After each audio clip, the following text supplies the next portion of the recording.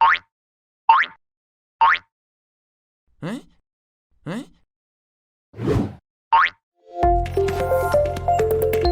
Halo teman-teman, kembali lagi bersama dengan Kadida di kelas Sejarah EduOn. Kalau dengan Kadida berarti kan harus siap-siap ya, karena kita akan kembali ke masa lalu.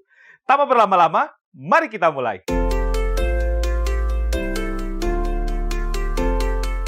Teman-teman, setelah sebelumnya kita sudah membahas mengenai materi berkaitan dengan peristiwa seputar kemerdekaan, dan kita juga sudah melihat mengenai pembacaan dari proklamasi kemerdekaan, maka akhirnya Indonesia bisa merdeka, merdeka, merdeka. Tapi yang jadi masalah adalah setelah merdeka kita ngapain? Kita harus berbuat apa? Nah, inilah yang akan kita bahas mengenai sebuah materi yang akan berkaitan dengan pembentukan dari negara kita, yaitu adalah negara Indonesia. Di mana di dalam materi ini kita akan lebih menggali bagaimana sih setelah kita bisa merdeka di tanggal 17 Agustus di tahun 1945, akhirnya kita mencoba untuk meramu bagaimana berkaitan dengan dasar negara dan juga berbagai macam perangkat-perangkat yang berhubungan dengan sebagai sebuah negara yang merdeka. Dan inilah materi mengenai pembentukan dari negara Indonesia. Gak mungkin dong kalau kita merdeka tanpa adanya sebuah perangkat kenegaraan. Dan inilah yang menjadi kunci dari materi kita mengenai pembentukan negara Indonesia. Maka dari itu teman-teman, untuk bisa memudahkan dalam memahami konsep mengenai materi pembentukan negara Indonesia, seperti biasa kita akan lihat dulu mengenai peta konsep dari materi kita mengenai pembentukan negara Indonesia. Seperti apa sih? Oke, untuk bisa memahami pembentukan negara Indonesia, kita akan melihat dulu mengenai pembentukan dari sebuah lembaga atau sebuah organisasi yang dibentuk oleh pemerintahan pendudukan Jepang yang nantinya kita kenal dengan namanya BPUPKI atau singkatan dari Badan Penyelidik Usaha Persiapan Kemerdekaan Indonesia. Oke, nah selanjutnya juga setelah kita melihat pembentukan dari BPUPKI dan juga berbagai macam sidang-sidang yang nantinya akan berkaitan dengan pembentukan dari dasar negara Indonesia yang merdeka, maka selanjutnya kita akan melihat mengenai kemunculan atau pembentukan dari Panitia Persiapan Kemerdekaan Indonesia yang nantinya akan menjadi kunci di balik kemunculan berbagai macam perangkat-perangkat negara seperti presiden, terus juga ada wilayah, terus juga ada kementerian dan beberapa juga lembaga-lembaga kenegaraan yang akan mengisi kemerdekaan sebagai sebuah negara yang baru muncul, yaitu adalah Indonesia. Nah, setelah melihat Panitia Persiapan Kemerdekaan Indonesia, kita akan membahas mengenai perubahan dari sistem pemerintahan. Jadi sebenarnya teman-teman, kita ini pernah loh berubah dari sistem presidensil atau sistem yang nantinya dipegang oleh presiden menjadi sistem yang berganti ke dalam sistem parlementer, di mana nantinya muncul yang namanya Perdana Menteri yang pernah ada di Indonesia. Dan ini juga berkaitan dengan perubahan dari peta politik yang ada di Indonesia pasca dari kemerdekaan Indonesia. Oke teman-teman, itulah yang akan kita bahas di dalam materi mengenai pembentukan negara Indonesia. Maka dari itu, mari kita lanjut. Teman-teman, mari kita akan membahas konsep yang pertama, yaitu kita akan melihat mengenai pembentukan dari Badan Penyelidik Usaha Persiapan Kemerdekaan Indonesia atau kita singkat sebagai BPUPKI. Kalau di dalam bahasa Jepangnya disebut sebagai Dokuritsu Junbi Chosakai. Oke, mari kita akan bahas mengenai BPUPKI. Nah, untuk bisa membahas mengenai BPUPKI, kita perlu dulu melihat mengenai kenapa sih atau latar belakang pembentukan dari BPUPKI. Nah, setidaknya teman-teman, untuk bisa melihat mengenai BPUPKI, kita juga harus melihat mengenai situasi, kondisi daripada pertempuran di wilayah Asia Pasifik, terutama ketika Jepang semakin terdesak oleh pasukan sekutu di dalam Perang Dunia Kedua, terutama dari tahun 1944 sampai dengan tahun 1945, di mana nantinya Jepang yang semakin terdesak berubah secara politik, terutama nantinya terjadinya perubahan di dalam pergantian Perdana Menteri di Jepang, yang nantinya sebelumnya dikuasai oleh Hideki Tojo, nantinya akan dipimpin oleh seorang tokoh yang kita kenal bernama Kuniaki Koiso. Dan di masa Kuniaki Koiso lah akhirnya muncul sebuah janji yang diterbitkan oleh Perdana Menteri Kuniaki Koiso, yang dikenal dengan namanya Janji Koiso. Janji kemerdekaan bagi bangsa Indonesia yang nantinya dilontarkan di tanggal 7 September di tahun 1944. Di dalam janji ini, Kuniaki Koiso menjanjikan kepada bangsa Indonesia bahwa Indonesia dapat merdeka di tanggal 24 Agustus di tahun 1944. Oke, kalau kita lihat bahwa janji ini dilontarkan oleh Kuniaki Koiso karena menginginkan agar Indonesia ini semakin bisa mendukung Jepang di dalam Perang Dunia Kedua, karena Jepang pada saat itu masih terdesak ya, atau sangat terdesak banget oleh pasukan sekutu, sehingga kalau misalkan ada janji kemerdekaan, maka kemungkinan besar nantinya orang Indonesia akan simpatik terhadap Jepang untuk semakin banyak membantu Jepang, terutama di dalam pengumpulan logistik maupun tenaga kerja. Dan ini yang nantinya akan menjadi salah satu rujukan untuk ngebentuk BPUPKI, sehingga salah seorang pemimpin tertinggi militer yang ada di Jawa dari Rikugun yang bernama Kumikichi Harada akhirnya membentuk lembaga yang kita kenal dengan namanya BPUPKI di tanggal 1 Maret di tahun 1945. Jadi 1 Maret 1945 ini adalah sebuah tanggal yang dipilih oleh Kumikichi Harada yang bertepatan juga dengan hari lahir dari Kaisar Hirohito. Dan nantinya akan dibentuklah yang namanya BPUPKI, dan tugas-tugas yang nantinya akan menjadi rujukan untuk perkembangan program kerja dari BPUPKI, kalau kita lihat bahwa tugasnya adalah mempelajari mengenai hal-hal yang berkaitan dengan tata pemerintahan dari sebuah negara merdeka, dan juga menyelidiki hal-hal yang berkaitan dengan kondisi-kondisi sebuah negara merdeka, seperti berkaitan dengan ideologi, berkaitan dengan politik, ekonomi, dan lain sebagainya. Tapi kalau kita lihat dalam perkembangannya BPUPKI, secara konsep dasar bahwa BPUPKI nantinya hadir sebagai sebuah lembaga yang akan bertujuan untuk bisa melakukan perancangan terhadap dasar-dasar negara Indonesia yang sekarang kita kenal sebagai Undang-Undang 45. Bahkan Pancasila juga lahir sebagai bagian daripada BPUPKI. Tapi sebelumnya kita akan lihat dulu mengenai susunan dari keanggotaan BPUPKI. Seperti apa sih? Oke, kalau kita lihat bahwasanya BPUPKI nantinya akan dipimpin oleh tokoh bernama Rajiman Widyo Diningrat, di mana nantinya yang akan menjadi wakil dari Rajiman nantinya dikenal dengan sosok bernama Panji Suroso, dan juga sekaligus nantinya Panji Suroso akan juga memimpin sekretariat dari BPUPKI, di mana nantinya kalau kita lihat bahwa keanggotaan BPUPKI nantinya muncul atau jumlah keanggotaannya itu ada sekitar 60 orang yang nantinya berasal dari berbagai golongan-golongan masyarakat yang ada di Indonesia.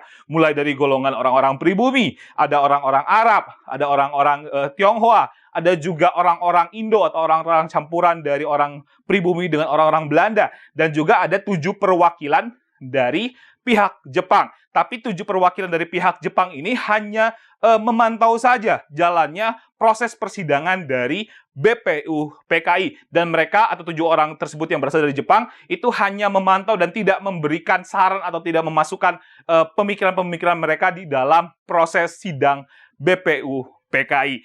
Oke teman-teman, ini adalah berkaitan dengan susunan keanggotaan yang muncul di BPUPKI. Nah, selanjutnya teman-teman, kita akan melihat mengenai proses daripada sidang BPUPKI. Teman-teman, mari kita akan lanjutkan pembahasan kita berkaitan dengan kemunculan Badan Penyelidik Usaha Persiapan Kemerdekaan Indonesia atau kita singkat sebagai BPUPKI. Seperti apa sih? Oke, untuk bisa melihat kelanjutannya kita akan membahas berkaitan dengan proses daripada persidangan BPUPKI. Setidaknya kita akan melihat ada 2 kali persidangan BPUPKI yang nantinya muncul dari tanggal Mei atau dari bulan Mei hingga bulan Juli. Oke, mari kita akan bahas dulu dari sidang yang pertama, yaitu adalah kemunculan dari sidang pertama di tanggal 28 Mei sampai dengan tanggal 1 Juni di tahun 1945.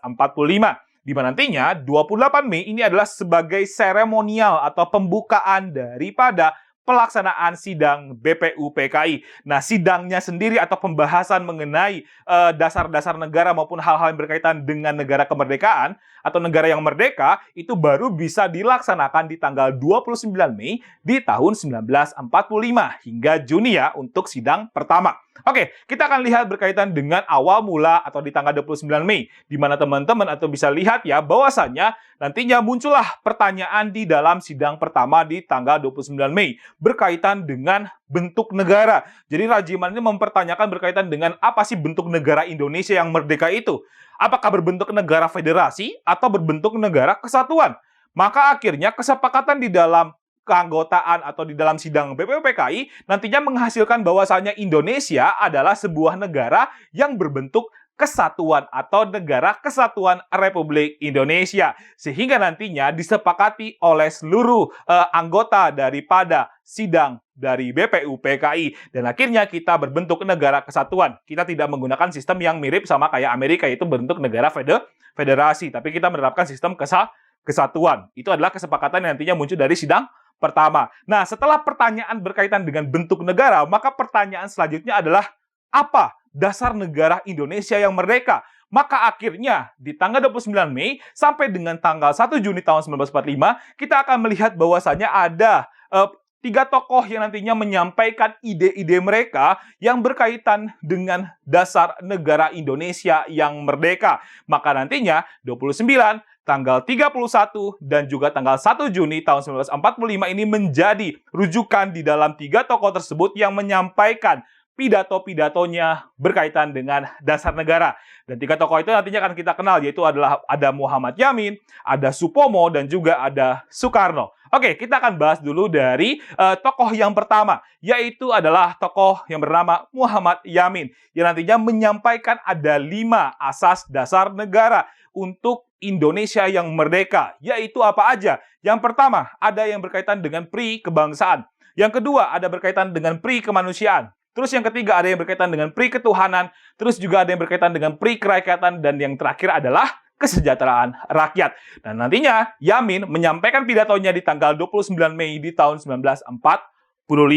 Oke, nah selanjutnya nantinya di tanggal 31 Mei di tahun 1945 nantinya yang akan menyampaikan pidato tentang dasar negara Indonesia, nantinya kita kenal dengan tokoh bernama Dr. Supomo yang menyampaikan pidato dasar negaranya di dalam judul yaitu adalah Dasar Negara Indonesia Merdeka. Yang nantinya juga memuat ada 5 sila yang berkaitan dengan dasar negara Indonesia. Yang pertama, persatuan. Yang kedua adalah kekeluargaan. Yang ketiga adalah keseimbangan lahir dan batin. Terus juga ada berkaitan dengan musyawarah. Dan yang kelima atau yang terakhir adalah keadilan sosial. Oke, ini adalah rumusan dasar negara dari Dr. Supomo. Nah, nantinya di tanggal 1 Juni di tahun 1945, nantinya tokoh yang menyampaikan pidato mengenai dasar negara Indonesia, kita kenal dengan tokoh bernama Soekarno. Di mana nantinya Soekarno menyampaikan pidatonya yang diberi judul adalah Pancasila. Oke, yang nantinya juga menjadi salah satu hal atau bisa dikatakan tanggal 1 Juni tahun 1945 ini nantinya akan menjadi hari lahir dari Pancasila. Oke, kita akan lihat apa aja sih yang nantinya disampaikan oleh Soekarno di dalam Pancasila, terutama di dalam sidang BPUPKI di tanggal 1 Juni di tahun 1945. Yaitu adalah yang pertama berkaitan dengan kebangsaan Indonesia. Terus yang kedua adalah berkaitan dengan internasionalisme atau pri kemanusiaan. Terus juga ada berkaitan dengan mufakat atau demokrasi. Dan yang keempat ada kesejahteraan sosial. Serta yang terakhir adalah ketuhanan yang Maha Esa. Oke, ada 5 poin yang nantinya disampaikan oleh Soekarno di dalam Pancasila. Bahkan kalau menurut Soekarno sendiri, Pancasila bisa dipecah lagi atau bisa diperas lagi menjadi Trisila, bahkan bisa diperas lagi menjadi Ekasila, yaitu artinya adalah gotong royong. Dan nantinya, tadi sudah saya sampaikan ya, bahwa tanggal 1 Juni adalah menjadi hari lahir dari Pancasila. Tapi kalau kita lihat dalam perkembangan selanjutnya, dari pidato 3 tokoh tersebut, ternyata bahwasanya pidato tersebut itu masih belum bisa menyepakati terkait dengan perumusan dasar negara. Paham ya teman-teman ya? Bahwasanya tadi ketika tanggal 29, tanggal 31, dan juga tanggal 1 Juni, Soekarno, Muhammad Yamin, dan juga Supomo sudah menyampaikan pidatonya, tapi di dalam sidang BPUPKI ini masih belum menemukan kesepakatan umum atau kesepakatan bersama mengenai dasar negara. Dan nantinya kalau kita lihat bahwa kesepakatan mengenai dasar negara ini baru bisa dirumuskan setelah sidang pertama BPUPKI di tanggal 28 Mei sampai dengan 1 Juni, terutama tanggal 1 Juni, yang nantinya akan mengakhiri sidang tersebut, sehingga nantinya sidang tersebut harus istirahat. Nah, di masa istirahat itulah nantinya kita akan melihat mengenai upaya dari perumusan naskah atau perumusan dari dasar negara Indonesia, terutama terkait dengan pembentukan Panitia 9. Oke, selanjutnya kita akan melihat mengenai proses daripada sidang, terutama mengenai dengan masa istirahat yang dimanfaatkan oleh Panitia 9 di dalam perumusan dasar negara. Teman-teman, mari kita akan lanjutkan kembali mengenai BPUPKI atau kita singkat sebagai Badan Penyelidik Usaha Persiapan Kemerdekaan Indonesia. Nah, tadi teman-teman sudah melihat ya bahwasannya hasil sidang pertama dari BPUPKI di tanggal 28 Mei sampai dengan 1 Juni tahun 1945 ternyata tidak menghasilkan kesepakatan bersama di antara anggota-anggota BPUPKI mengenai rancangan dasar negara. Maka dari itu perlulah diselesaikan mengenai rancangan dari dasar negara. Nah, memanfaatkan masa-masa daripada peralihan dari sidang pertama ke sidang kedua yang nantinya akan diselenggarakan, kemudian kita akan bisa melihat bahwa penyelesaian dari perumusan rancangan dasar negara ini baru bisa diselesaikan terutama di masa istirahat dari sidang BPUPKI, di mana nantinya BPUPKI akan membentuk panitia kecil untuk bisa merancang mengenai dasar negara yang nantinya kita akan lihat terkait dengan kepembentukan dari panitia 9 yang tujuannya adalah untuk bisa menyelesaikan mengenai rumusan dari dasar negara Indonesia serta asas dan juga tujuan dari negara Indonesia merdeka. Oke teman-teman, jadi kalau kita lihat bagaimana sih susunan daripada panitia 9 itu sendiri. Oke, kita akan lihat bahwa nantinya yang akan ditunjuk sebagai ketua daripada panitia 9 yaitu kita kenal dengan tokoh bernama Soekarno, udah pasti. Dan nantinya yang akan menjadi wakil dari Soekarno adalah Muhammad Hatta. Sedangkan yang akan menjadi anggota-anggota yang tergabung di dalam panitia 9 yaitu tokoh-tokoh seperti Ahmad Subarjo, terus juga ada A.A. Maramis, ada juga nantinya Muhammad Yamin, ada juga nantinya adalah Abdul Kahar Muzakir, dan juga ada tokoh-tokoh yang berasal dari kelompok muslim seperti ada Abikusno Cokrosuyoso, ada juga Wahid Hasim, dan nantinya yang terakhir adalah Agus Salim. Jadi kalau kita lihat totalnya ada sekitar 9 anggota dari panitia 9. Dan ternyata panitia kecil ini atau panitia 9 ini berhasil untuk bisa merumuskan mengenai pembentukan dari rancangan dasar negara yang akan kita kenal dengan sebutannya adalah Piagam Jakarta atau Jakarta Charter, di mana di sini kita akan lihat bahwasanya kunci untuk melihat isi dari Piagam Jakarta nantinya kita akan bisa lihat dari berbagai macam rancangan-rancangan yang akan dilakukan di kemudian hari, seperti misalkan pembentukan rancangan dari Pernyataan Indonesia Merdeka, pembukaan Undang-Undang 45 serta falsafah dari Indonesia, terutama nantinya kita kenal sebagai Pancasila. Nah, teman-teman bisa lihat ya bahwa yang berkaitan dengan rancangan dari Pernyataan Indonesia Merdeka, kita akan bisa lihat ada dalam hasil daripada teks proklamasi. Teman-teman bisa kembali mengingat dari materi sebelumnya ya, bahwasanya Ahmad Subarjo ketika memberikan inspirasinya di dalam teks proklamasi, kita bisa melihat ada inspirasi dari hasil Piagam Jakarta, yaitu adalah berkaitan dengan isi bahwasanya atas berkat rahmat Allah yang Maha Kuasa dan dengan didorong oleh keinginan luhur supaya berkehidupan berkebangsaan yang bebas. Maka bangsa Indonesia menyatakan dengan ini kemerdekaan. Dan itulah yang nantinya menjadi salah satu ide dari Ahmad Subarjo untuk dilimpahkannya di dalam teks proklamasi Pernyataan Indonesia Merdeka. Itu yang pertama. Terus yang kedua, kalau kita lihat mengenai pembukaan dari Undang-Undang 45. Nah, secara konsep dasar teman-teman, bahwa pembukaan Undang-Undang 45 ini secara isinya itu hampir sama dengan Piagam Jakarta. Tapi nantinya akan ada beberapa revisi yang kita akan bisa lihat ya. Terutama revisinya adalah berkaitan dengan falsafah Indonesia, yaitu adalah mengenai Pancasila, di mana ada di dalam hasil Piagam Jakarta, yaitu berkaitan dengan ketuhanan yang Maha Esa yang nantinya harus dijalankan dengan syariat Islam bagi pemeluknya. Nantinya akan direvisi di dalam sidang-sidang selanjutnya. Oke teman-teman, ini adalah berkaitan dengan masa istirahat dari sidang BPUPKI yang nantinya akan menghasilkan Piagam Jakarta sebagai rancangan dari dasar negara Indonesia, Pernyataan Indonesia Merdeka, pembukaan Undang-Undang 45, hingga nantinya kita kenal dengan falsafah Indonesia yaitu adalah Pancasila.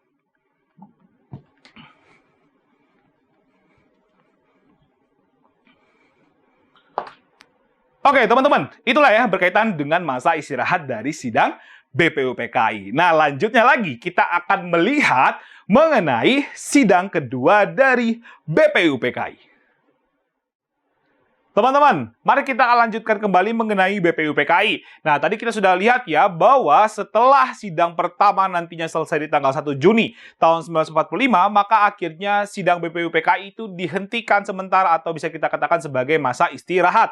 Maka setelah nantinya selesai masa istirahat, akhirnya mulailah diselenggarakan kembali yang namanya sidang kedua dari BPUPKI di tanggal 10 sampai dengan tanggal 17 Juli di tahun 1945. Nah, di dalam sidang kedua ini teman-teman, kita akan lihat berkaitan dengan berbagai macam agenda-agenda yang perlu dibahas BPUPKI yang nantinya belum sempat dibahas di dalam sidang pertama. Terutama kalau kita lihat beberapa agenda sidang itu nantinya akan meliputi seperti wilayah NKRI, kewarganegaraan dari Indonesia sendiri, terus juga berkaitan dengan rancangan Undang-Undang 45, ekonomi, pembelaan negara, serta pendidikan dan juga pengajaran.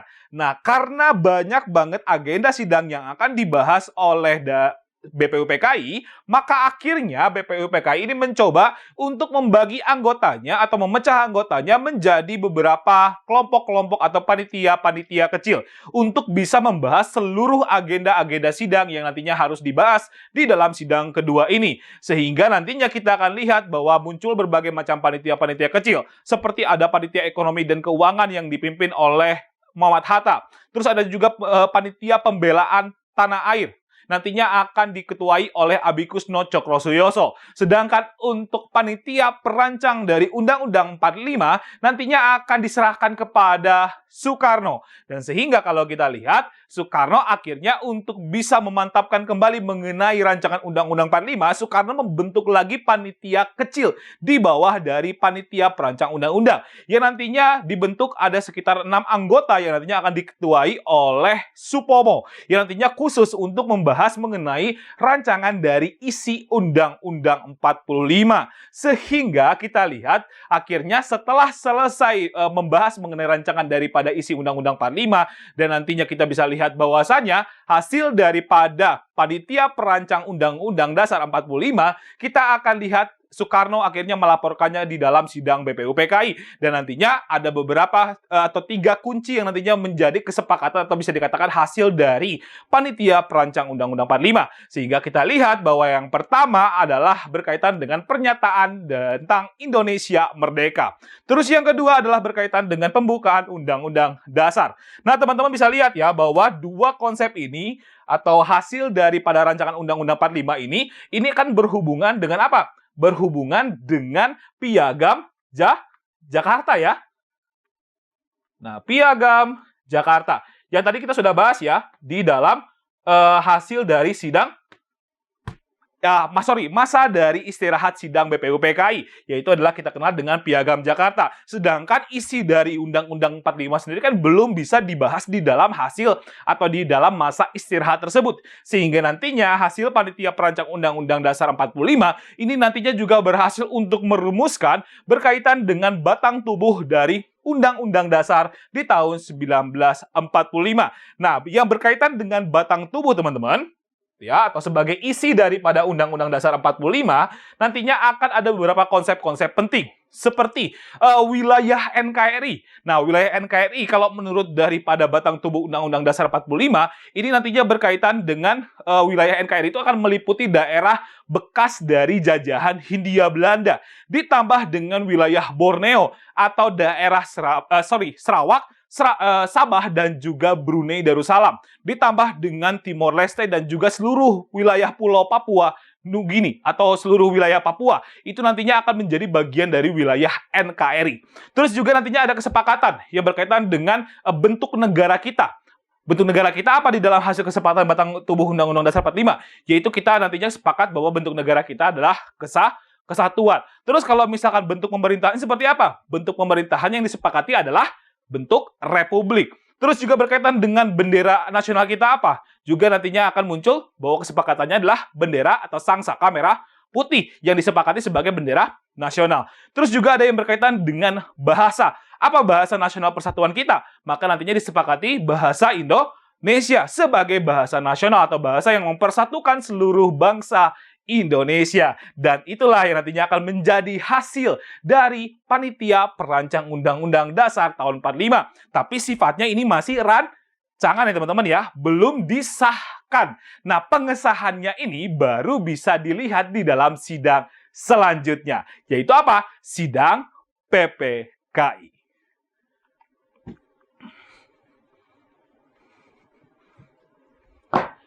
Oke teman-teman, itulah yang bisa kita lihat mengenai proses daripada sidang-sidang BPUPKI yang nantinya akan menghasilkan berbagai macam rancangan-rancangan dari dasar negara sehingga akhirnya kita bisa melihat Undang-Undang 45 sebagai bagian yang tidak bisa terlepas dari proses pembentukan negara Indonesia. Nah, selanjutnya kita akan melihat mengenai sidang PPKI. Teman-teman, mari kita akan bahas konsep yang kedua, yaitu kita akan melihat kemunculan dari Panitia Persiapan Kemerdekaan Indonesia, atau kita singkat sebagai PPKI. Kalau di dalam bahasa Jepangnya, kita kenal sebagai Dokuritsu Junbi Inkai. Oke, seperti apa sih kalau kita melihat mengenai peranan dari Panitia Persiapan Kemerdekaan Indonesia di dalam proses pembentukan negara Indonesia? Nah, kalau kita lihat mengenai Panitia Persiapan Kemerdekaan Indonesia, kita perlu lihat dulu ya berkaitan dengan latar belakang kenapa sih Panitia Persiapan Kemerdekaan Indonesia ini bisa terbentuk. Oke, kalau kita lihat bahwasannya PPKI adalah sebuah organisasi atau sebuah lembaga yang dibentuk oleh Jepang ini pasca daripada pembubaran BPUPKI di tanggal 7 Agustus di tahun 1945. Tadi kita sudah lihat ya bahwa di sidang kedua di tanggal 10 dan juga sampai dengan tanggal 17 Juli di tahun 1945 menghasilkan kesepakatan mengenai rancangan dari Undang-Undang Dasar atau rancangan dari Dasar Negara, di mana di dalam rancangan Dasar Negara itu kita akan bisa lihat berkaitan dengan kemunculan dari pernyataan Proklamasi Kemerdekaan Indonesia. Terus yang kedua kita juga sudah melihat mengenai kemunculan dari pembukaan Undang-Undang 45 hingga terbentuknya batang tubuh Undang-Undang 45. Sehingga akhirnya setelah terjadinya kesepakatan mengenai rancangan dasar negara, maka BPUPKI dianggap selesai sidang atau selesai tugasnya dan akhirnya digantikan oleh PPKI. Tapi kalau kita lihat bahwasannya PPKI baru diresmikan oleh pihak pendudukan Jepang ini setelah Soekarno, Hatta, dan juga Rajiman diundang oleh Marsikal Terauchi ke Dalat, Vietnam untuk membahas mengenai kelanjutan dari janji Koiso yang nantinya menghasilkan kesepakatan bahwasannya PPKI akan bertugas melanjutkan tugas dari BPUPKI yang sudah selesai menyelesaikan rancangan dari Dasar Negara Indonesia. Sehingga akhirnya Soekarno-Hatta dan Rajiman selesai untuk bertemu dengan Marsikal Terauchi dan kembali lagi di tanggal 12 Agustus di tahun 1945. Tapi ternyata Soekarno-Hatta ini sempat juga merencanakan kalau misalkan sidang PPKI itu akan diselenggarakan di tanggal 16 Agustus di tahun 1945. Ini adalah rancangan atau rencana awal dari Soekarno dan Hatta. Tapi ternyata rencana tersebut harus gagal. Kalau kita lihat bahwa kegagalannya dari sidang yang akan diselenggarakan di tanggal 16 Agustus ini sempat terhenti karena permasalahan daripada penculikan Soekarno-Hatta ke Rengas Dengklok. Teman-teman bisa kembali mengingat atau bisa melihat mengenai materi berkaitan dengan peristiwa seputar proklamasi kemerdekaan. Kita sudah bahas ya mengenai peristiwa Rengas Dengklok, di mana nantinya Soekarno-Hatta yang kembali dari Dalat, Vietnam, kembali ke Jakarta, nantinya diculik karena perbedaan pendapat mengenai waktu proklamasi, terutama melihat mengenai berita kekalahan Jepang. Nah, dari sini Soekarno-Hatta atau terutama Hatta ya, Hatta ini di dalam memoarnya pernah juga menyebutkan bahwasannya peristiwa Rengas Dengklok itu adalah sebuah peristiwa yang menghambat upaya dari proklamasi kemerdekaan yang seharusnya bisa diselenggarakan di tanggal 16 Agustus. Sehingga nantinya apa? Sehingga karena sidang PPKI ini tidak terlaksana karena nantinya anggota-anggota PPKI yang mencari Soekarno-Hatta kemana mereka, padahal sudah ada rencana untuk melaksanakan sidang, akhirnya batal untuk melaksanakan sidang atau menunda sidang tersebut. Sehingga pelaksanaan sidang PPKI tidak terlaksana di tanggal 16 Agustus. Dan baru bisa terlaksana sidang PPKI, kita lihat adalah pasca daripada kemerdekaan atau pernyataan atau pembacaan proklamasi kemerdekaan Indonesia di tanggal 17 Agustus. Barulah nantinya PPKI bisa bersidang, terutama di tanggal 18, 19, dan tanggal 22 Agustus di tahun 1945. 3 kali sidangnya yang nantinya akan menentukan mengenai pembentukan dari perangkat negara Indonesia yang merdeka. Tapi sebelum kita melihat mengenai pelaksanaan sidangnya, mari kita akan lihat susunan keanggotaannya dulu ya. Oke, sebelumnya kakak hapus dulu. Oke teman-teman, mari kita akan lihat susunan daripada PPKI atau keanggotaan PPKI, di mana nantinya yang akan menjadi ketua dari Panitia Persiapan Kemerdekaan Indonesia, kita kenal dengan sosok yang bernama Soekarno. Maka dari itu kenapa teman-teman tadi bisa lihat ya, bahwa rencana yang nantinya diselenggarakan tanggal 16 Agustus harus terhenti atau bisa dikatakan tertunda karena Soekarno sebagai ketua tidak hadir untuk bertemu dengan keanggotaan dari PPKI di tanggal 16 Agustus di tahun 1945. Yang itulah yang nantinya mengakibatkan sidangnya ditunda. Tapi karena sudah terjadi ya, biarkanlah terjadi. Sehingga nantinya kalau kita lihat ya, bahwa susunannya berarti yang paling atas atau yang jadi ketuanya adalah Soekarno. Di mana nantinya jumlah keanggotaan dari PPKI ini sendiri nantinya awalnya berjumlah sekitar 21 orang. Tapi di dalam perkembangan dari PPKI nantinya akan bertambah setidaknya ada 6 orang ya. Jadi ada 6 orang nantinya tanpa sepengetahuan dari Jepang. Kenapa sih ada bertambah 6 orang? Ini dimaksudkan agar bisa dikatakan memperlihatkan bahwasanya PPKI itu bukan sebuah lembaga yang nantinya berkepentingan dengan Jepang. Karena di sini ada juga keinginan dari masyarakat atau keanggotaan PPKI untuk bisa menambah jumlah untuk memperlihatkan bahwa PPKI itu bukan bentukan Jepang. Ini menjadi kunci juga ya mengenai nantinya bahwasanya Indonesia itu adalah bukan negara fasis yang sama kayak Jepang. Kita bukan negara bentukan Jepang. Itu yang menjadi poin penting untuk bisa memperlihatkan bahwasanya Indonesia adalah negara yang memang merdeka tanpa bantuan dari negara lain. Itulah yang nantinya akan kita bahas di dalam proses daripada perkembangan panitia persiapan kemerdekaan Indonesia, terutama berkaitan dengan sidang PPKI di tanggal 18, 19, dan juga tanggal 22 Agustus. Teman-teman, mari kita akan lanjutkan kembali pembahasan kita mengenai Panitia Persiapan Kemerdekaan Indonesia atau kita singkat sebagai PPKI.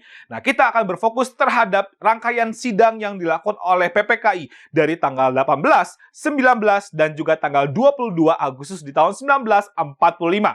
Oke, kita akan bahas yang pertama dulu, yaitu kita akan lihat mengenai sidang 18 Agustus di tahun 1945. Di mana di sini ada setidaknya 3 kesepakatan yang dihasilkan di dalam sidang pertama ini, yaitu yang pertama adalah berkaitan dengan pengesahan Undang-Undang 45, yang sebelumnya adalah sudah kita lihat di dalam penentuan atau pembentukan dari rancangan Undang-Undang Dasar 45 yang nantinya berhasil untuk dirancang di sidang kedua dari BPUPKI di tanggal 10 dan juga sampai dengan tanggal 17 Juli tahun 1945. Terus juga kalau kita lihat setelah disahkan Undang-Undang 45, maka nantinya kesepakatan selanjutnya di dalam sidang 18 Agustus ini, kita akan bisa melihat bahwa akhirnya Soekarno dan Hatta diangkat sebagai presiden dan wakil presiden dari Indonesia secara aklamasi. Nah, teman-teman, maksudnya aklamasi itu adalah kesepakatan bersama dari forum atau dari sidang PPKI yang nantinya akan mengangkat Soekarno dan Hatta, dan ini atas juga ide dari Otto Iskandar-Dinata yang nantinya memilih atau nantinya menyepakati bersama bahwa Soekarno dan Hatta lebih pantas untuk menjadi presiden dan juga wakil presiden. Itu kesepakatan dari sidang yang 18 Agustus yang kedua ya, poin kedua. Terus poin ketiga yang nantinya disepakati di dalam sidang 18 Agustus juga, kita akan lihat bahwasannya di dalam proses daripada pemerintahan Indonesia, terutama terkait dengan tugas-tugas presiden, nantinya presiden akan dibantu oleh Komite Nasional. Jadi Komite Nasional ini bisa dikatakan hanya membantu tugas-tugas dari presiden di dalam menjalankan pemerintahan. Ini adalah 3 poin kesepakatan di dalam sidang 18 Agustus di tahun 1945. Nah, teman-teman, selain tadi 3 poin yang bisa kita lihat dari hasil sidang 18 Agustus tahun 45, juga ada beberapa hal yang nantinya akan direvisi di dalam sidang 18 Agustus yang berkaitan dengan Undang-Undang 45. Yaitu apa aja sih? Oke, kita akan lihat berkaitan dengan beberapa revisi-revisi yang muncul dari Undang-Undang 45. Yaitu adalah pertama, kalau kita lihat bahwasanya sidang 18 Agustus ini nantinya akan melakukan upaya perubahan atau revisi, yaitu adalah berkaitan dengan yang pertama adalah merubah kata mukadimah. Jadi gini teman-teman, mukadimah itu adalah sebenarnya secara bahasa Indonesianya dikenalnya adalah pembukaan, gitu ya. Dan mukadimah ini diambil dari bahasa Arab. Nah, sebelum ada kata pembukaan, penggunaannya di dalam pembukaan itu adalah mukadimah. Tapi karena ini adalah muatannya masih berbahasa Arab, maka akhirnya diganti ke pembukaan yang lebih Indonesia, atau nantinya istilahnya adalah istilah Indonesia. Itu yang pertama dari hasil perubahan pertama. Terus yang kedua, nantinya kita bisa lihat juga di dalam revisi dari Undang-Undang 45 atau isinya juga berkaitan dengan pembukaan dari alinea keempat, di mana teman-teman bisa lihat bahwasannya di dalam alinea keempat itu ada kata, yaitu adalah berkaitan dengan ketuhanan yang Maha Esa dengan kewajiban menjalankan syariat Islam bagi pemeluk-pemeluknya. Nah, di sini kita akan lihat bahwasannya di dalam sidang 18 Agustus ini nantinya banyak banget terjadinya perbedaan pendapat dari kelompok Muslim dengan kelompok nasionalis. Nah, kelompok-kelompok nasionalis terutama yang berada di wilayah timur Indonesia yang mayoritas adalah beragama Nasrani. Mereka nantinya menganggap bahwasannya ini tidak merangkul orang-orang Nasrani, sehingga nantinya di dalam perdebatan ini nantinya baru bisa diredakan, terutama nantinya setelah teman-teman sudah sampaikan ya bahwasanya ada penambahan 6 anggota yang nantinya masuk sebagai bagian dari keanggotaan PPKI. Ada nantinya Ahmad Subarjo, ada nantinya Sayuti Melik, ada nantinya tokoh Ki Hajar Dewantara, ada Kasman Singodimejo, ada Wirata Kusuma, ada Iwa Kusuma Sumantri yang nantinya mencoba untuk mendamaikan di antara kedua kelompok nasionalis maupun Islam yang nantinya didapatkan kesepakatan di antara dua kelompok itu. Yaitu apa kesepakatannya? Oke, kita tetap mempertahankan ketuhanan yang Maha Esa, tapi ada yang nantinya harus dirubah, yaitu adalah terkait dengan, nah, ini yang nantinya akan dicoret atau yang nantinya akan dihapuskan di dalam alinea keempat dengan kewajiban menjalankan syariat Islam bagi pemeluknya. Ini yang nantinya akan disepakati oleh kedua belah pihak, kelompok nasionalis maupun Muslim, yang nantinya hanya dikenal dengan ketuhanan yang Maha Esa.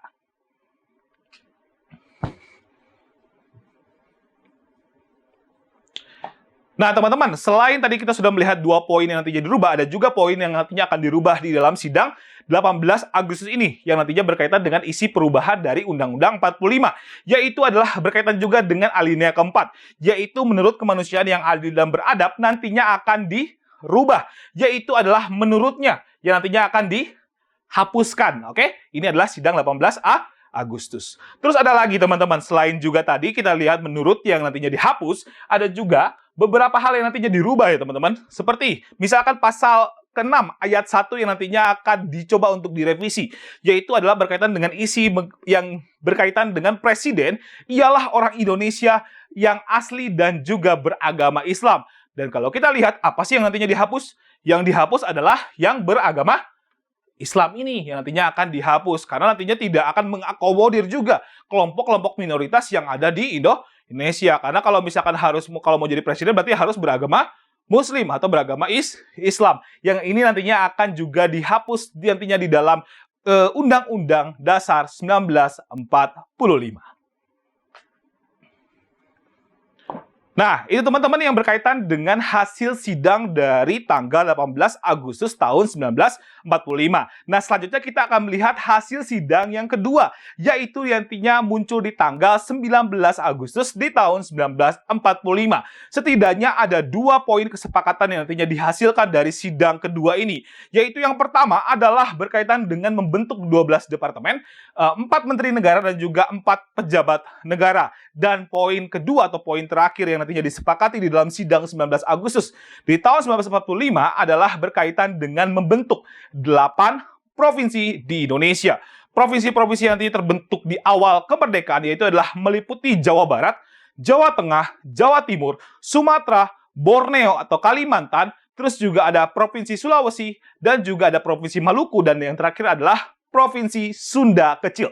Provinsi Sunda Kecil adalah provinsi yang meliputi daerah Bali, Nusa Tenggara Barat, dan juga Nusa Tenggara Timur hari ini ya.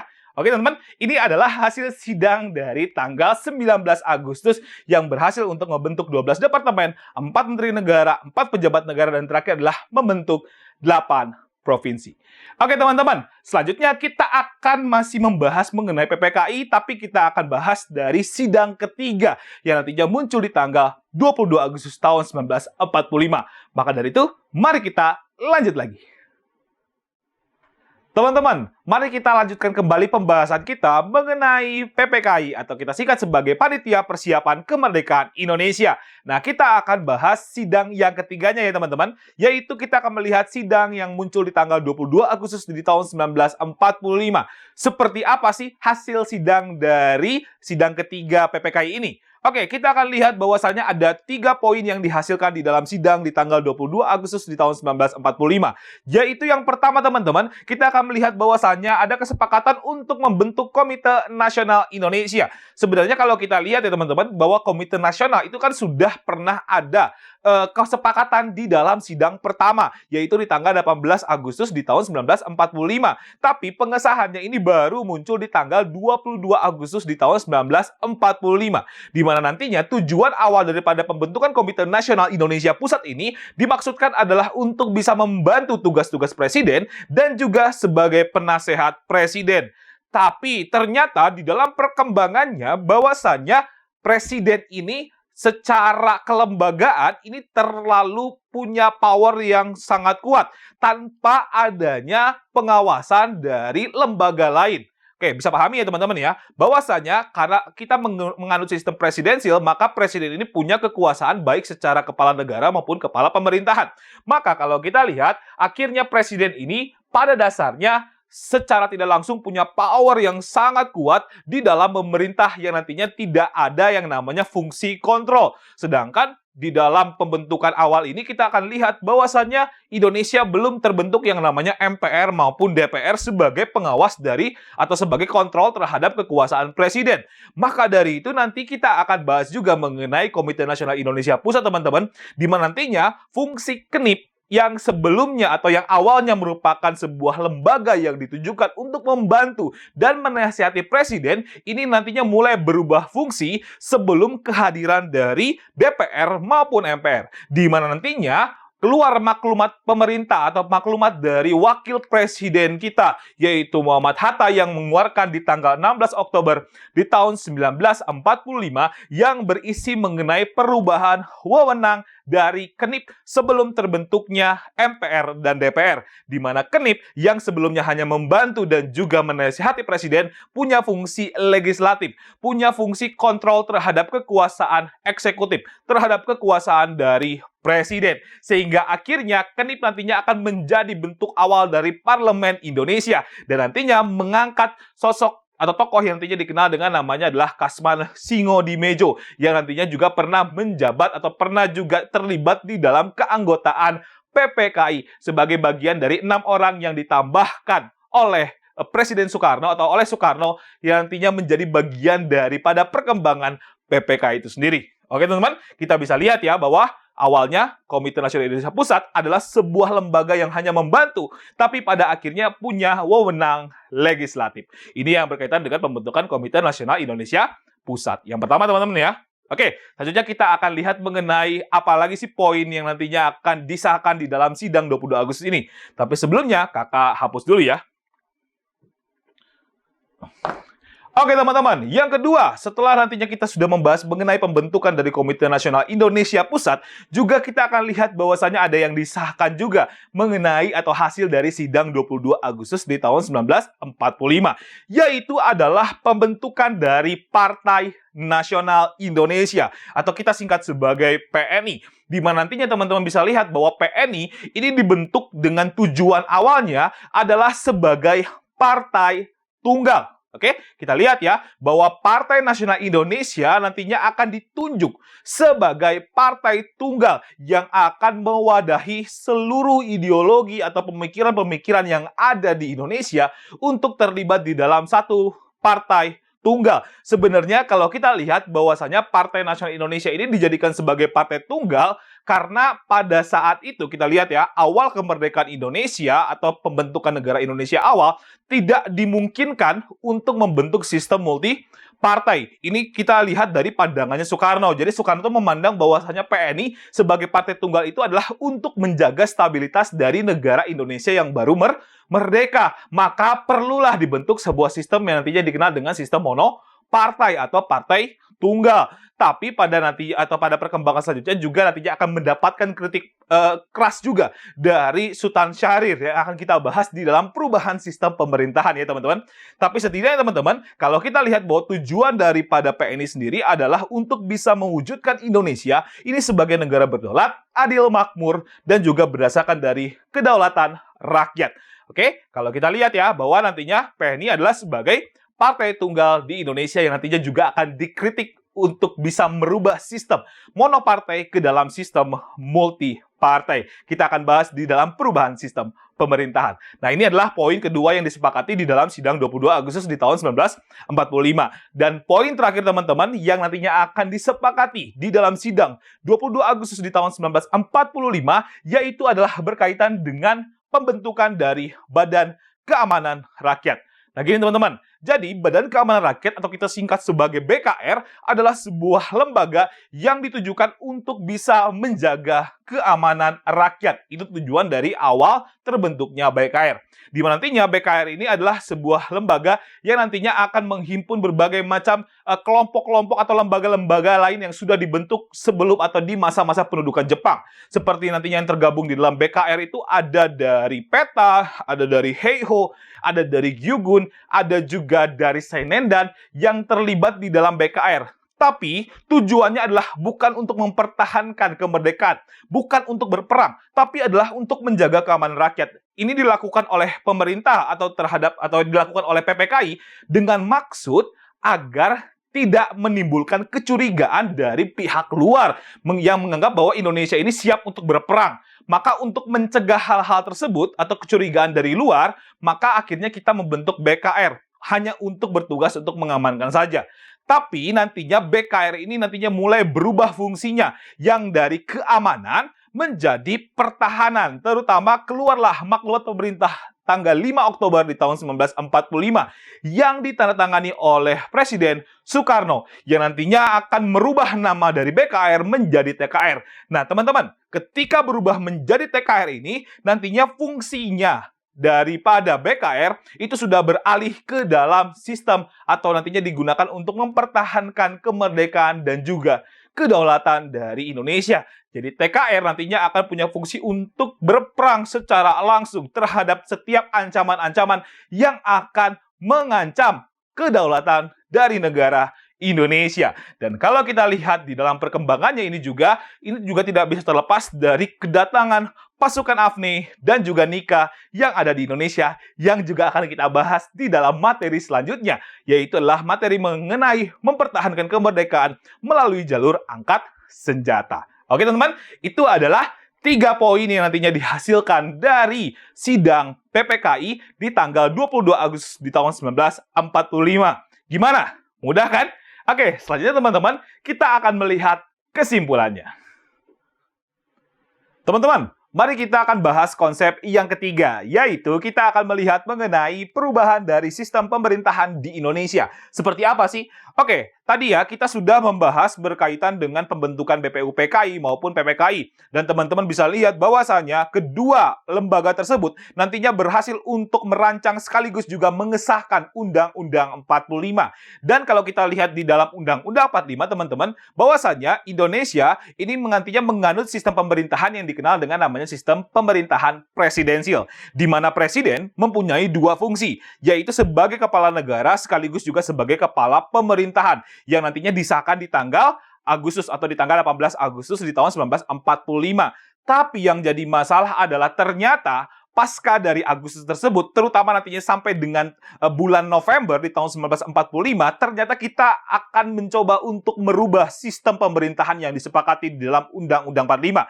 Dan salah satu hal yang nantinya akan merubah sistem pemerintahan dari presidensial ke sistem pemerintahan parlementer, di mana Perdana Menteri menjadi kepala pemerintahan, ini terjadi karena adanya sebuah peristiwa yang nantinya dikenal dengan pelaksanaan dari sidang KNIP atau Komite Nasional Indonesia Pusat, di mana nantinya sidang KNIP yang diselenggarakan di tanggal 16 dan juga tanggal 17 Oktober di tahun 1945 nantinya akan membahas berkaitan juga dengan beberapa hal yang berkaitan dengan perubahan sistem pemerintahan, yaitu adalah ketika keluarnya sebuah petisi yang dikeluarkan oleh Syahrir atau Sultan Syahrir di dalam sidang Kenip di tanggal 16 Oktober di tahun 1945 yang berisi desakan untuk merubah sistem pemerintahan di Indonesia.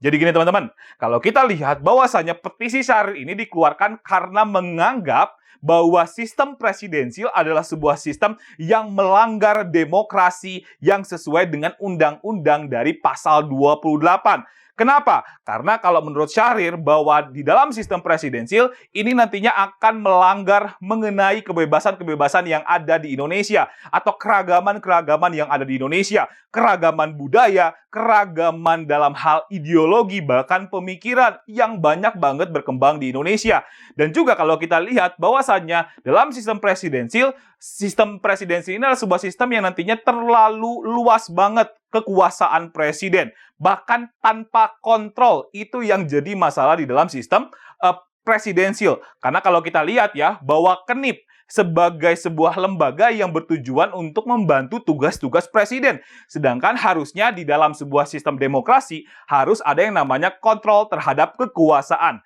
Dan inilah yang nantinya akan dirujukan kepada Syahrir atau kepada Kenip dari petisi Syahrir yang akan berdampak terhadap beberapa perubahan-perubahan terkait dengan Komite Nasional Indonesia Pusat. Seperti apa sih? Oke, sebelumnya kakak hapus dulu ya. Oke, kalau kita lihat berkaitan dengan pelaksanaan sidang Kenip dan dampaknya tadi setelah munculnya petisi Syahrir yang menganggap bahwa sistem presidensial dianggap terlalu luas dalam kekuasaan, maka akhirnya dampak yang bisa dirasakan dari petisi ini adalah berkaitan dengan keluarnya maklumat pemerintah atau maklumat dari wakil presiden di tanggal 16 Oktober di tahun 1945.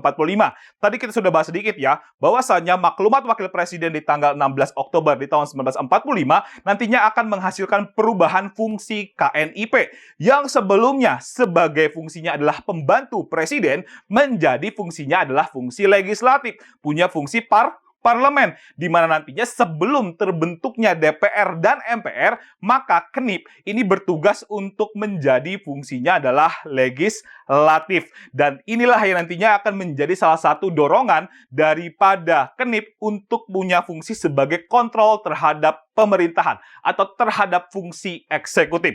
Ini adalah dampak pertama dari pelaksanaan sidang KNIP. Terus yang kedua, dampak yang bisa kita rasakan dari pelaksanaan sidang KNIP di tanggal 16 dan juga tanggal 17 Oktober di tahun 1945, ini adalah berkaitan dengan pembentukan BP Kenip yang nantinya akan bertanggung jawab terhadap KNIP. Jadi BP Kenip ini adalah sebuah lembaga yang akan menjadi atau punya fungsi di dalam tugas-tugas hariannya Kenip. Dan nantinya yang akan terpilih menjadi ketua BP Kenip adalah Sultan Syahrir. Oke, yang tadi mengeluarkan petisi Syahrir. Bayangkan ya teman-teman ya, Syahrir adalah tokoh yang pengen banget ngerubah sistem pemerintahan di Indonesia yang sebelumnya presidensil dan juga menjadi ke sistem parlementer. Dan akhirnya dia mendapatkan kekuasaan atau bisa mendapatkan power di dalam BP Kenip. Dan ini nantinya akan memuluskan jalan dari Sultan Syahrir untuk bisa merubah sistem pemerintahan Indonesia yang sudah disepakati di Undang-Undang 45 yang berbentuk presidensil menjadi ke dalam bentuk parlementer. Dan yang terakhir, dampak yang bisa dirasakan dari pelaksanaan sidang KNIP di tanggal 16 dan juga 17 Oktober, yaitu berkaitan dengan pergantian pimpinan Kenip. Di mana nantinya di dalam sidang di tanggal 17 Oktober, Soekarni sempat menyampaikan di dalam sidang Kenip berkaitan dengan pergantian pimpinan Kenip yang dianggap terlalu bertele-tele di dalam birokrasi Kenip. Sehingga akhirnya Kasman Singondimejo diturunkan dan nantinya naiklah Sultan Syahrir. Sehingga ketika Syahrir menjadi ketua dari Kenip, maka akhirnya Sultan Syahrir berhasil untuk melakukan berbagai macam manuver-manuver untuk bisa merubah sistem pemerintahan Indonesia yang sebelumnya presidensial ke dalam sistem parlementer. Dan itulah yang akan kita bahas nanti di dalam perubahan sistem pemerintahan, terutama terkait dengan kemunculan maklumat pemerintah nomor X. Oke teman-teman, maka dari itu mari kita lanjut. Teman-teman, mari kita lanjutkan kembali mengenai perubahan dari sistem pemerintahan di Indonesia. Nah, tadi kakak sudah sampaikan ya, bahwasannya setelah adanya perubahan dari fungsi Kenip menjadi fungsinya adalah parlementer, maka teman-teman bisa lihat bahwasannya akhirnya Syahrir yang akan menjadi ketua dari BPKNIP nantinya mulai membuka upaya-upaya untuk bisa merubah sistem pemerintahan di Indonesia yang sebelumnya adalah sistem pemerintahan yang nantinya bersifat presidensial menuju ke sistem pemerintahan yang bersifat parlementer. Dan ada beberapa perubahan-perubahan yang dilakukan oleh Syahrir juga dalam rangka untuk menciptakan demokrasi di Indonesia. Demokrasi yang dalam pandangan Syahrir adalah demokrasi ala barat. Dan kalau kita lihat bahwasannya salah satu yang menjadi indikator dari perubahan sistem pemerintahan di Indonesia adalah ketika keluarnya maklumat pemerintah nomor X yang nantinya ditandatangani oleh wakil presiden kita, yaitu adalah Muhammad Hatta, di mana nantinya maklumat pemerintah nomor X ini akan menjadi kunci daripada perubahan sistem pemerintahan di Indonesia. Setidaknya kita akan lihat ada 2 maklumat pemerintah nomor X ini yang keluar di bulan yang sama, di bulan November tahun 1945 dengan tanggal yang berbeda. Yaitu apa aja? Oke, kita akan lihat dari maklumat yang pertama kali dikeluarkan oleh pemerintah Indonesia, yaitu adalah tanggal 3 November di tahun 1945, di mana maklumat pemerintah nomor X tanggal 3 November tahun 1945 ini nantinya berisi mengenai pembentukan dari partai politik. Maksudnya apa sih, Kak? Pembentukan dari partai politik. Kan kita udah punya partai politik kan di dalam sidang PPKI di tanggal 22 Agustus tahun 1945, yaitu adalah Partai Nasional Indonesia atau PNI. Kok kenapa pemerintah bikin lagi upaya untuk ngebentuk partai politik baru?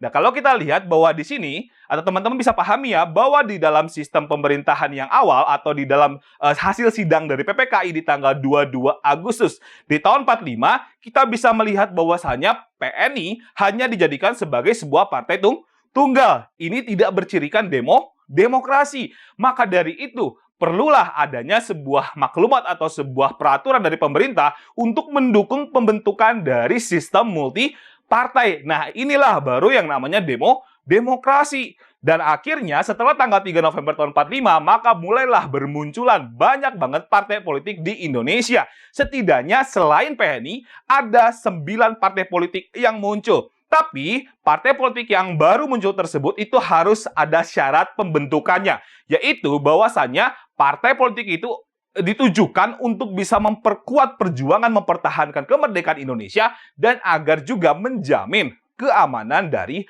masyarakat Indonesia.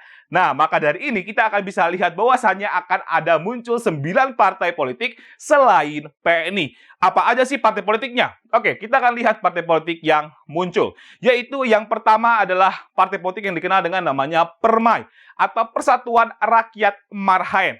Oke, yang nantinya muncul sebagai partai yang pertama. Terus juga ada yang kedua, ada yang namanya PBI atau Partai Buruh Indonesia. Terus ada lagi partai yang muncul yaitu adalah PRJ atau Partai Rakyat Jelata. Terus ada lagi kalau kita lihat ada yang namanya Parkindo atau Partai Kristen Indonesia. Terus ada lagi kalau kita lihat ada kemunculan dari PARSI atau Partai Sosialis Indonesia. Terus juga kita bisa lihat ada sebuah partai yang bernama PARAS atau Partai Rakyat Sosialis. Terus ada lagi juga kita lihat ada PKI atau Partai Komunis Indonesia. Terus ada lagi partai yang nantinya dikenal dengan namanya Partai Katolik Republik Indonesia. Dan yang terakhir adalah Masyumi atau Majelis Syuro Muslimin. Oke, nah ini adalah 9 partai selain dari PNI. Jadi total setelah tanggal 3 November tahun 1945, akhirnya terbentuk setidaknya ada 10 partai politik yang menghiasi pergerakan atau perkembangan dari politik dan juga demokrasi di Indonesia di awal-awal kemerdekaan. Oke, ini adalah maklumat tanggal 3 November tahun 1945. Nah, terus selanjutnya juga bahwa selain pembentukan dari sistem multipartai, kita juga bisa melihat bahwa maklumat pemerintah nomor X ini juga nantinya akan merubah sistem pemerintahan kita dari presidensial ke parlementer, yaitu ketika muncul maklumat tanggal 14 November tahun 1945. Di mana di sini kita akan bisa melihat bahwasannya tugas presiden yang awalnya adalah sebagai kepala negara dan juga kepala pemerintahan ini dirubah, di mana nantinya Perdana Menteri akan punya tanggung jawab atau punya tugas sebagai kepala pemerintahan. Sedangkan presiden hanya bertugas untuk sebagai kepala negara. Dan kalau kita lihat bahwa dalam sistem parlementer ini, setidaknya Perdana Menteri nantinya akan bertanggung jawab terhadap parlemennya. Oke, terhadap KNIP kalau di tanggal di awal-awal tahun 1945. Sehingga nantinya di dalam sistem parlementer ini kita akan bisa melihat setidaknya ada 3 Perdana Menteri awal yang muncul di tahun 1945 sampai dengan tahun 1949. Siapa aja? Oke, sebelumnya kakak hapus dulu ya. Oke teman-teman, kita akan melihat mengenai sistem parlementer awal atau sistem daripada pembentukan Perdana Menteri awal yang muncul dari tahun 1945 sampai dengan tahun 1949. Siapa aja tokoh-tokohnya yang pernah nantinya menjabat sebagai Perdana Menteri? Oke, yang pertama teman-teman adalah nantinya Syahrir. Yang sudah pasti, dia adalah tokoh yang nantinya sebagai tokoh yang sangat sentral di dalam membentuk sebuah negara demokrasi dan juga merubah sistem pemerintahan di Indonesia, di mana pasca daripada Syahrir nantinya naik sebagai ketua BPKNIP, teman-teman bisa lihat akhirnya Syahrir akan ditunjuk sebagai Perdana Menteri awal dari tahun 1945 sampai dengan tahun 1947. Tapi ternyata di dalam proses dari perkembangan kabinet Syahrir ini sempat juga jatuh bangun. Jadi pernah sampai juga dimosi, sempat juga pernah diculik oleh tokoh oposisi. Bahkan nantinya setelah munculnya perundingan dari Linggarjati, akhirnya Syahrir memutuskan untuk mundur dari jabatannya sebagai Perdana Menteri di Indonesia tahun 1945 sampai dengan tahun 1947. Oke teman-teman, ini adalah kabinet Syahrir yang nantinya menjabat pertama kali sebagai Perdana Menteri.